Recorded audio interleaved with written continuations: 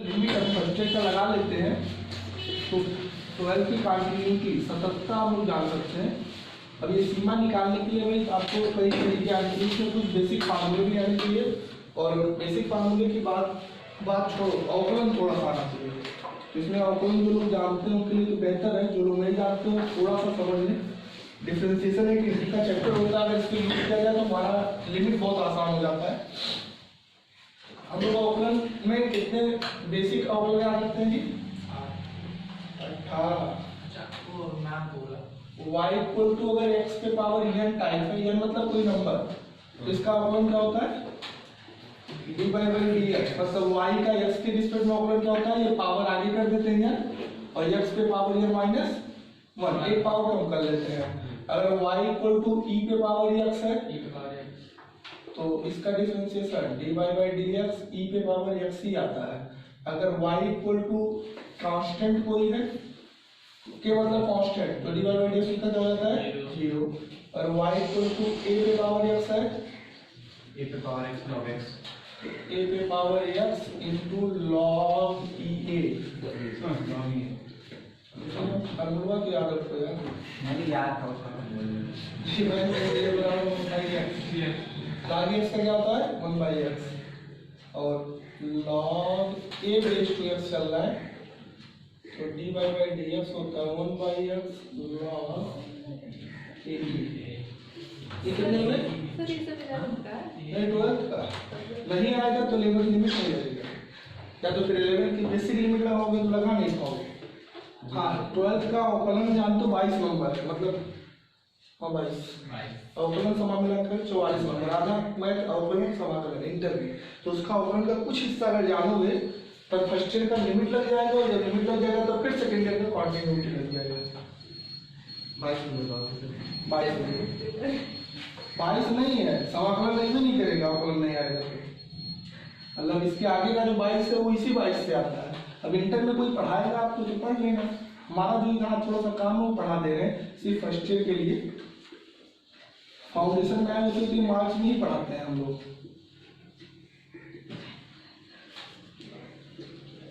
और बिना इसके फिजिक्स भी ना लगने वाला है, फिजिक्स बायो को भी पढ़ना पड़ता है फिजिक्स पढ़ते हैं। साइन एक्स का cos x का minus sine x, tan x का sec square x, cos x का minus cosec square x, sec x का sec x into tan x minus cosec x into cot x। अगला जो छह आपके हैं वो आईडीएफ से हैं। ये 18 अंकों के बेसिक डिफरेंशिएशन होते हैं जो कि अवकलज के नियम से निकाले गए होते हैं, वो आपको याद करना पड़ेगा या तो तैयार रखो। इसका dy by dx क्या होता है? 1/√1 minus x square, cos inverse x का नेगेटिव हो जाता है -1/√1 minus x square, tan inverse x का 1/1 plus x square, cot inverse x का -1/1 plus x square, sec inverse x का 1/x स्क्वायर -1 और लास्ट cosec इनवर्स x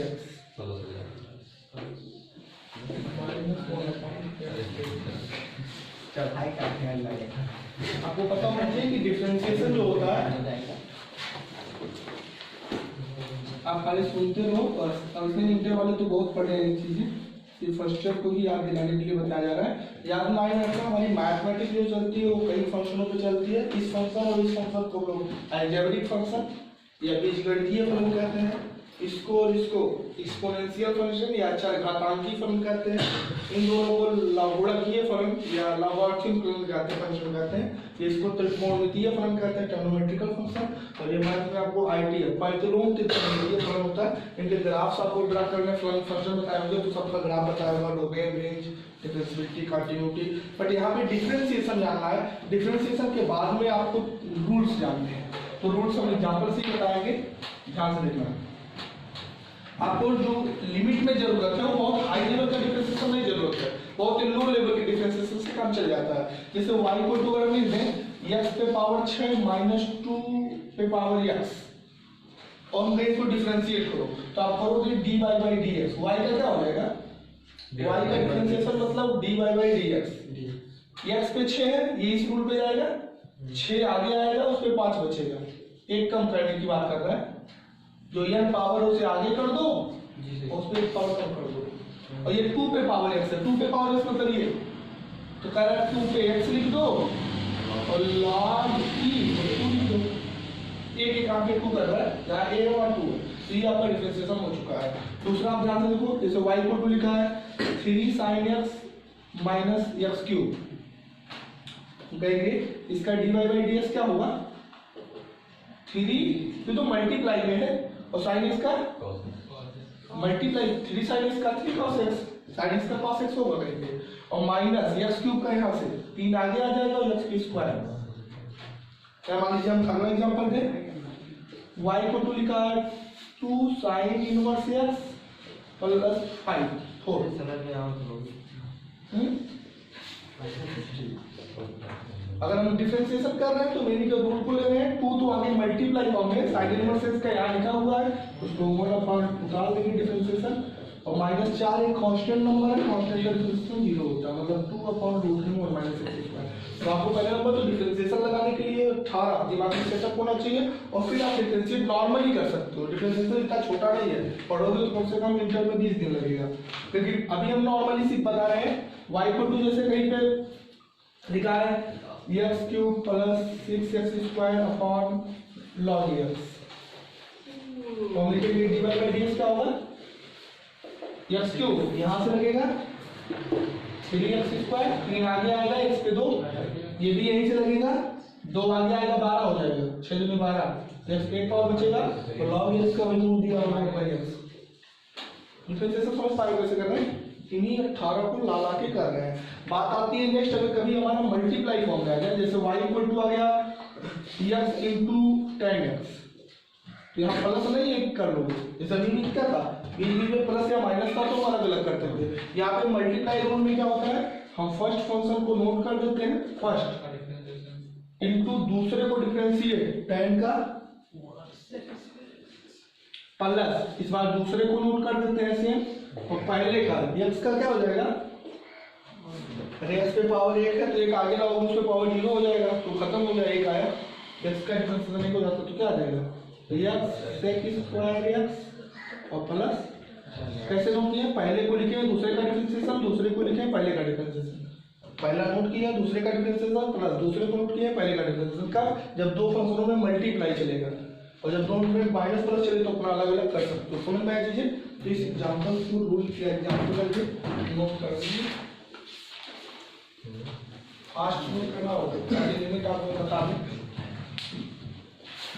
अगर अवकलन भाई सेकेंड ईयर वालों को तैयार होगा, कोई दिक्कत नहीं है। सोच सकते हो इंटर का अवकलन आता है तो फर्स्ट ईयर का लिमिट आता है, और जब फर्स्ट ईयर का लिमिट आता है फिर इंटर का कंटिन्यूटी आता है। अब चूंकि एक साथ अगर ना पढ़ा जाए तो फिर पढ़ाना मुश्किल है।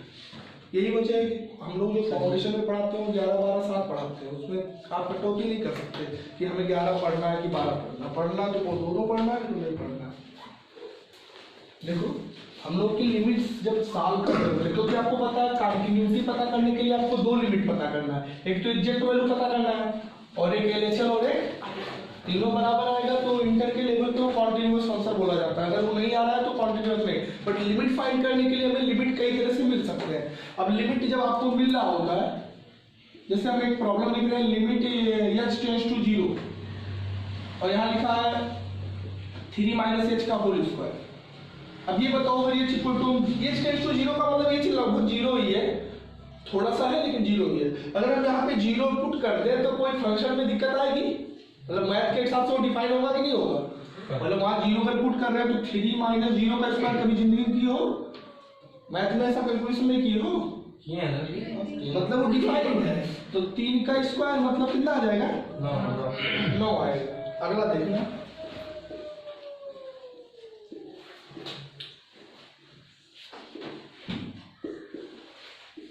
लिखा साइन एच बाई एच। अगर हम H equal to zero H में डालने की कोशिश करें तो आपको पता है जैसे यहाँ जीरो डालोगे तो साइन जीरो बनेगा, और साइन जीरो की वैल्यू जीरो होती है। यहाँ जीरो डालोगे तो क्या आएगा? जीरो। मतलब अगर हम जीरो डाल दें तो बन जाएगा साइन जीरो बटे जीरो, मतलब जीरो बटे जीरो। कभी ऐसा साल क्यों लाइफ में नहीं, आपको पता होगा कैलकुलेटर में भी जीरो से भाग दिलाओगे तो बनाएगा नॉट डिफाइंड। जीरो से भाग देने पर अनंत आ जाता है। अनंत तो माने कुछ नहीं, इनफाइनाइट, मतलब आप परिभाषित निकालता है। मतलब इसका कोई परिभाषा नहीं है, मैथमेटिक्स डिफाइन नहीं है। मतलब तुम जीरो डालने पर कोई डिफिनेशन पा रहे हो? नहीं। हम कहेंगे जहां पे भी जीरो बाई जीरो बनने लगे, इनफाइनाइट बाई इनफाइनाइट बनने लगे, इनफाइनाइट बाई जीरो बनने लगे, जीरो बाई इनफाइनाइट बनने लगे, ये सब क्या होते हैं? Not defined. क्या होते हैं? अपरिभाषित, नॉट डिफाइंड। अब डिफाइन अगर ये नहीं है तो इनको हम लोग कैसे करते हैं? डिफाइन करवाते हैं डिफरेंशिएशन से। हम क्या करेंगे? ये लाइन नोट कर लेंगे। पहली बार ऊपर वाले फंक्शन को ऊपर डिफरेंशिएट कर देंगे, नीचे वाले को। अब चूंकि ये एच के लेवल में चल रहा है, एक्स के लेवल में नहीं चल रहा है, तो जैसे वहां एक्स आया था उसे एच समझो। साइन एच का डिफरेंशिएशन क्या होता था? तो साइन एच का क्या होगा? cos एच होगा। एच में चल रहा है। और एक्स का डिफरेंशिएशन क्या होता था? 1। एक्स का 1 हो जाता है। एक्स का देखे जाया था ना, 1 हो गया था, क्योंकि एक्स का डिफरेंशिएशन करो तो एक पहले आ जाता है, इससे पावर नहीं बचता है। तो एक पहले आ गया, इसमें पावर 0 हो गया, इसका वैल्यू 1 होती है, तो कितना आ जाएगा? मतलब एक्स का डिफरेंशिएशन क्या होता है? 1। तो एच का डिफरेंशिएशन क्या होगा? एच के रिस्पेक्ट में एच जैसे एक्स समझ रहे हो उसे एच समझो। अब बताओ, अब 0 बाई 0 रखे तो कोई दिक्कत नहीं। जैसे 0 डालेंगे तो यहाँ cos 0 बनेगा, बाई 1 बनेगा। तो एच के लिए 0 डालेंगे ना, यहाँ डाल रहे थे तो दिक्कत आ रही थी, 0 बाई 0 आ रहा था तो नॉट डिफाइन था। हमने ऊपर को डिफरेंशिएट कर दिया, नीचे को डिफरेंशिएट कर दिया। अब डाल रहे हैं तो दिक्कत नहीं आ रहा है, क्योंकि cos 0 की वैल्यू 1 होती है। ऐसा कितना आया? इसकी वैल्यू 1 होती है। अब जिसको डिफरेंशिएशन नहीं आता है वो यहाँ नहीं आ पाएगा, इसकी वैल्यू वो 0 बाई 0 ला के रेट का रहेगा, और 0 बाई 0 से आंसर नहीं आने वाला है। जब जब नॉट डिफाइन होगा तब तक आपको डिफरेंशिएशन यूज करना पड़ेगा। तब तक करोगे जब तक वो डिफाइन ना होने लगे। जैसे तीसरा एग्जांपल लेना, आपका 2 चैप्टर इसी भरा होगा, लेकिन ये कि फर्स्ट ईयर वाले टीचर्स इस तरह नहीं बता पाएंगे, तो फाउंडेशन लेवल में चलता है। आपके टीचर इसके फार्मूले बेसिस बताएंगे कि समझना होगा, क्योंकि वो इंटर कभी पढ़े नहीं हो, तो इंटर जानो तो बात का है। x टेंड्स टू 3, यहाँ ध्यान से देखो हम क्या लिखे हैं। ये लिमिट है ना, अब लिमिट अगर हम निकाल रहे हैं, ऐसा कुछ आ गया तो इसमें हम ये क्या कर रहा है? x टेंड्स टू 3 मतलब x 3 डाल दो। 3 डालने पे क्या आएगा? 3 3 का 9 माइनस 9 0 या 3 माइनस 3 0 भी डालोगे 0 बाई 0 बनेगा। बताएंगे लेकिन नॉट डिफाइंड, नहीं डिफाइंड है। अगला स्टेप चलो, कहेंगे हम 3 में डालेंगे, डिफरेंशिएट कर लेते हैं। x स्क्वायर का 2 आ गया है, फिर और इसका कांस्टेंट का 0 हो जाता है। अब 3 डालो, 2 गुणे 3 बटे कितना हो रहा है? समझ में? अगर आता है तो कर सकते हो। कभी कभी ऐसे होंगे कि यहाँ जब कर दोगे ना फिर नहीं डिफाइन होगा, फिर एक बार करना पड़ेगा। ऊपर का अलग से, नीचे का अलग से। एक अलग कंडीशन दिखा देते हैं। सर ये स्क्वायर माइनस b स्क्वायर फॉर्मूले से निकलते हैं। हाँ लगाओ, वहां लग जाएगा ना फार्मूला, वही तो फार्मूला बोलते हैं। अब इंटर वाले क्या करते हैं? इसको a square minus b square बनाते हैं, तो a square minus b square a plus b a minus b कर देते हैं, x माइनस 3 x प्लस 3 काट देते हैं तो x प्लस 3 बचता है। अब 3 डाल दो तो 3 3 6 हो जाता है। लेकिन यहाँ पे लगा के दिखाओ,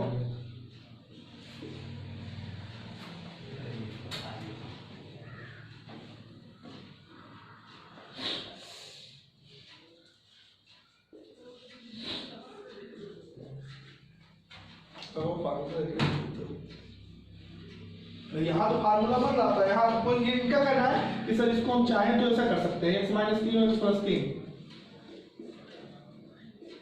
कर सकते कि नहीं? अभी भी तो लग जाएगा। ये कटा और ये 3 डाल, अब तक तो कोई दिक्कत नहीं है ना। तो 3 प्लस 3 कितना आ जाएगा? फर्स्ट ईयर वाले ऐसे ही लगाते हैं, जिसको डिफरेंशिएशन नहीं आता उनको वही आता है। लेकिन अब यहाँ रूट लगाओ फार्मूला, देखिए लगाओ रूट एक्स ले लेंगे और रूट 5 को लेंगे, फिर भी a square minus b square root x minus root 5 ऊपर नीचे कट जाएगा तो 1/√x प्लस रूट 5 बच जाएगा। कहाँ से लगा लो? नीचे वाले को ऊपर वाले के जैसे करें वो भी a square minus b square बन सकते हैं नीचे वाला। हाँ हाँ, तो आप वहाँ से लगा लो। मतलब इसको अगर हम डिफरेंशिएट करके लगाए तब कैसे लगाओगे? सर x पावर माइनस 1 इसका हाफ पावर है, हाफ आगे आया और x पे माइनस हाफ बचेगा, एक घटाओगे तब इसका ये कांस्टेंट है, ये x का 1 हो जाएगा और इसका भी 0 बचा क्या? अब तो डाल सकते हो यार 1/2 और 5 पे पावर माइनस हाफ, 5 पे पावर माइनस हाफ का मतलब नीचे रूट में मतलब 1/2√5 आएगा। तो हाफ का मतलब रूट, माइनस का मतलब नीचे।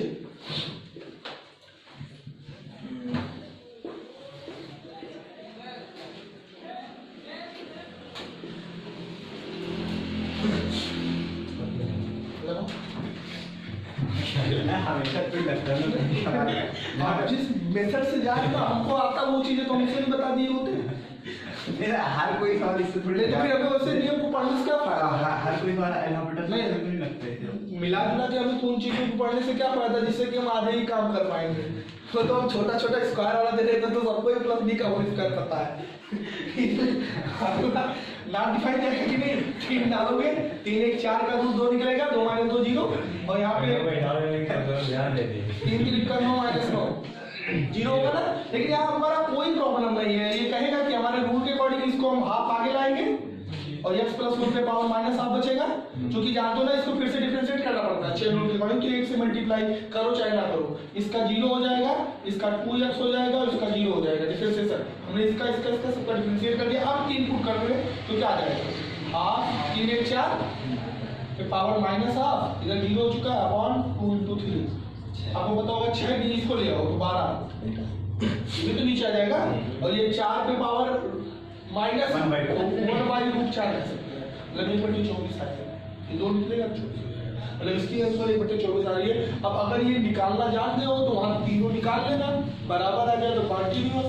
अब वहाँ पे कैसे लगेगा? कोई हो सकता है ग्राफ के लिए लेना पड़े, इंटीजर लगा दे, मॉडुलस फंक्शन लगा दे, तो उनके भी रूट्स को ऐड करेंगे और लिमिट को भी लगाएंगे। आप लोग का ये चैप्टर देखोगे सर ऐसे तरीका का LHF तीनों को सर निकालना पड़ेगा सर ऐसे।